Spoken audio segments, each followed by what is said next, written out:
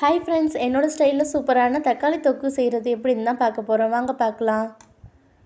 தக்காளி தொக்கு செய்ய தேவையான தக்காளி, வெங்காயம், பூண்டு இதை நல்லா பொடியாக நறுக்கி வச்சுக்கோங்க. நறுக்கி வச்சுட்டு தக்காளியை மிக்ஸி ஜாரில் போட்டு நல்லா மையாக அரைச்சி எடுத்துக்கோங்க. அடுப்பை பற்ற வச்சு வானல் அதில் வச்சுட்டு எண்ணெயை ஊற்றி கடுகு, உளுத்தம்பருப்பு, பெருஞ்சீரகம் இதெல்லாம் போட்டுட்டு நல்லா கட் பண்ணி வச்சுருந்தேன் வெங்காயம், பூண்டு, கருவேப்பிலையை போட்டு நல்லா வதக்கிடுங்க. அதோட கொஞ்சோண்டு மஞ்சத்தூள் சேர்த்து அதையும் நல்லா வதக்கி விட்டுக்குங்க.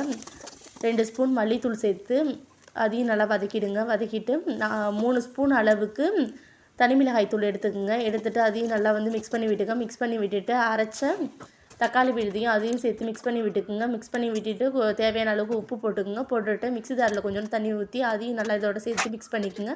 மூடி வச்சு நல்லா கொதி வந்ததுக்கப்புறம் இறக்குனா சூப்பரான தக்காளி தொக்கு ரெடி. என்னோடய சமையல் பிடிச்சிருந்தால் லைக் பண்ணுங்கள், ஷேர் பண்ணுங்கள், கமெண்ட் பண்ணுங்கள். மறக்காமல் சப்ஸ்கிரைப் பண்ணிவிடுங்க ஃப்ரெண்ட்ஸ்.